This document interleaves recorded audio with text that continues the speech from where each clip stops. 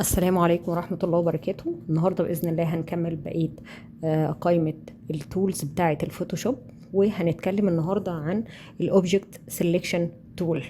وطبعا زي ما احنا اتعلمنا ان احنا لو دوسنا كليك يمين جنبها على السهم الصغير، نفس الأيقونة اللي احنا عاملين عليها سيلكت، هيظهر لنا كل الحاجات الخاصة بيها.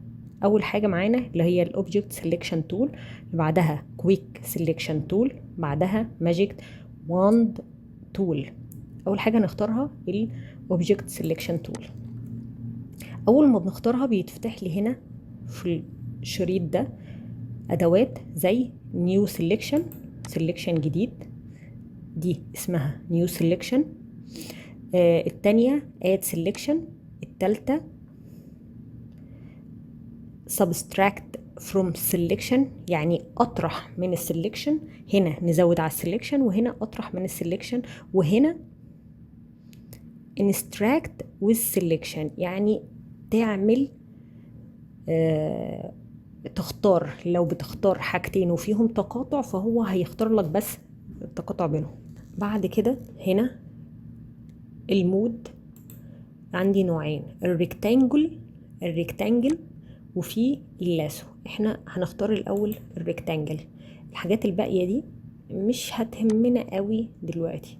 فانا الريكتانجل هدوس كليك شمال واسحبه واعمل له على الاوبجكت اللي انا عايزه اختاره بس. بعد كده هو بيشوف الاوبجكت اللي انا عايزه اختاره. لو انا عملت مثلا اضافه للسلكشن اللي انا فيه واخترت الحته دي كده، كليك شمال وامشي عليها كده بريكتانجولار، هيضيف لي الجزئيه دي كمان. امشي عليها تاني هيضيف لي الجزئيه دي كمان علشان خاطر اكمل بقيه التحديد. وعندنا تحديد هنا كمان هعملها كده هيضيفها لي. تمام.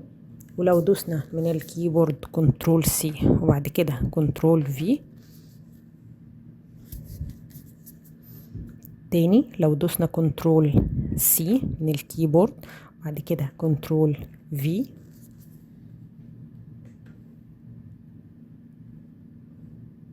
رحنا على التولز هلاقيه قطعها لي كده بالمنظر ده.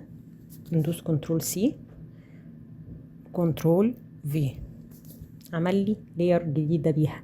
لو انا طفيت اللير القديم هلاقيه اخدها لي سيلكشن. ده نوع من انواع السيلكشن. السيلكشن التاني، نرجع تاني للسيلكشن بتاعنا اللي هو W من الكيبورد،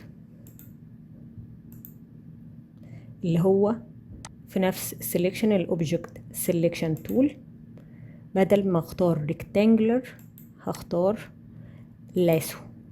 لو احنا فاكرين الدرس اللي فات احنا كنا اتكلمنا عن اللاسو والبوليجون، فاللاسو دي نفس اللاسو دي بالظبط، بس كل الموضوع ان هي بتديك حرية اختيار. بدل ما انت هتعمل مربع او مستطيل، لا هو بيخليك تحدد مثلا كده اهو شكل متقاطع، اكنك برضو بترسم فري هاند، تعمل كده اهو وهو بيظبطها لك على اساس الشكل بتاعك. لو حابين نستقطع حتة زيادة، يعني انا مثلا عايزة استقطع الجزئية دي من الشكل بتاعي، هو هيروح شايلها لي وعامل لي التحديد من هنا. لو حبيت اضيفها اهو امشي عليها كده، هو هيروح عاملها لي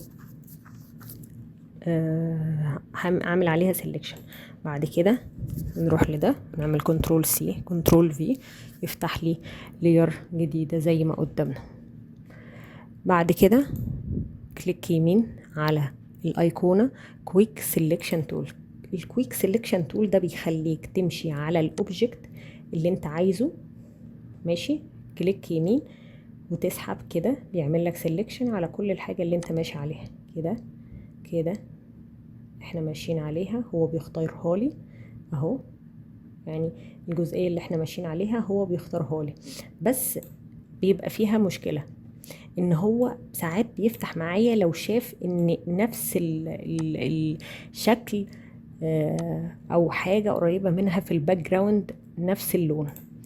لو عملنا كده عشان نختار ده اهو ماشي معايا. لو عايزين نستقطع حتة بنمشي كده ويروح مستقطعها لي. الاوبجكت التالي ماجيك تول، نعمل كنترول دي عشان نلغي سيلكشن. الاوبجكت التاني بيختار تباعد الالوان، فانا لو عملت كده هيختار لي حته صغيره قوي، لو مشيت عليها كده هيختار لي، يبدا يختار الحته الفاتحه. لو انا عملت كده هيبدا يختار الحته الغامقه. طيب انا في التوليرانس ممكن اعمل 30، اكبر التوليرانس ماشي، هتلاقيه بيختار لي حاجات قريبة جدا من نفس الالوان اللي انا اخترتها.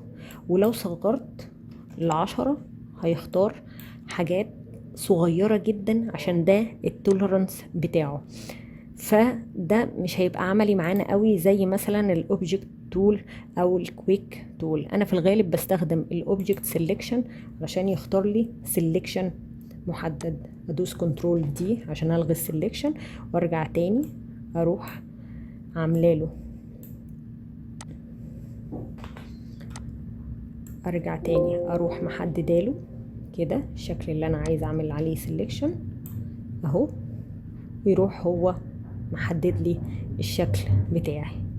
وشكرا والسلام عليكم ورحمة الله وبركاته.